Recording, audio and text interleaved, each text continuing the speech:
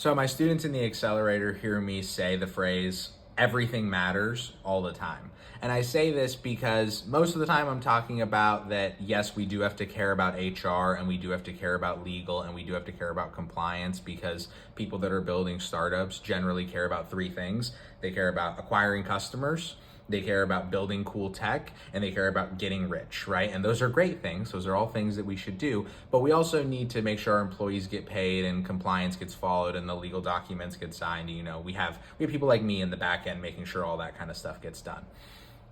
But also everything matters in that every decision you make within those departments matters. And every decision and action that you take during the day of building your company, whether it's the events that you attend, the people that you talk to, how do you talk to them? You know, the email chains that you stay on, the email subscriptions that you stay on or remove yourself from, they're decisions. And it's not that you can have every piece of information to make a perfect decision always, but you can recognize that the decisions are not trivial.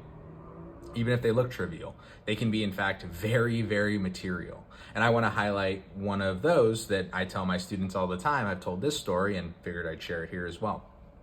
It's a little story of how I met the partner on my team, the first employee to join Argent here. Ultimately, that came down to one random choice. And here's the little story. So one day I was working on Argent things. I was scrolling through emails. I was building Excel models. I was just staring at my computer for, the 12 hours a day that it required. And I got an email from my alma mater, ASU. And of course, they want money and blah, blah, blah. Everybody does. It's okay. But this one in particular said, hey, join our alumni network. We're going to connect alumni from all over the country, and it's going to be great. And it's the new Facebook and blah, blah, blah. And I'm like, absolutely not. That was my very first thought. I was like, there's no way. I want one more account. I want one more login. I want one more thing to just forget about. I don't want to do this. And I started literally to move my mouse to hit delete, not even archive. I'm like, I'm done with it. I'm not seeing it ever again. And right at the last minute, I went, wait, what if you meet somebody cool through this? What if I close this door, no one can ever open it? But if I at least leave it unlocked, maybe someone walks through. So I decided to literally spend the few minutes, built a profile, put my photo up there, like some random photo from the desktop, wrote that I ran like an accelerator or ran a consulting firm, whatever it might have been, hit submit, closed it, moved on.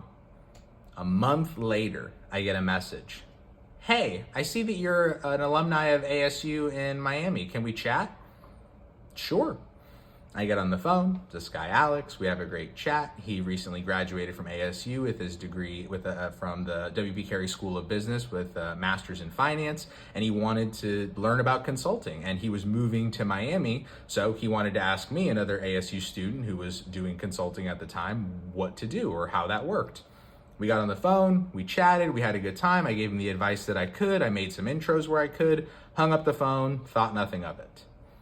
Then another couple of weeks goes by and I'm talking to people on my team, people in the community, and I realize, man, I really need to hire somebody. I'm getting overwhelmed and I don't need just like a junior person. I need someone that knows finance, that knows clients, that knows how to be,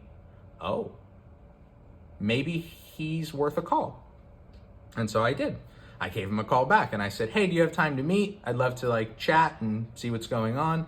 We get on the phone again and I tell him what I'm looking for. I tell him that I don't have a ton of money and here's what I'm building and here's what I'm looking for. And if you're interested in joining, I'll train you, I'll teach you, I'll support you in any way that I can, and we'll build this thing and away we go.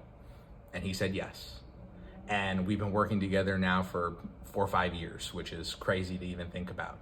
And I love that story because Alex is an amazing partner and someone that, has been incredibly valuable to the company overall. But more than that, it's just an amazing little experience to know that me not hitting delete on one email changed both my and his life forever. And that's amazing because this decision, this everything matters, happened to be positive. This one happened to put us in the right direction. And I love that. There's been plenty that have also done the opposite, where we make a mistake or we have to fire someone or whatever it might be. But this was a win. And it reaffirms to me on a daily basis that no, I shouldn't take that email lightly. no, I shouldn't just ghost someone if I can afford to respond to them and I think that there's like a real conversation to have. It encourages me and allows me to encourage founders to really engage and take the process seriously, because if you just put in that extra 1% effort to not delete the email, to send the LinkedIn message, to make the call, you have no idea what might happen next.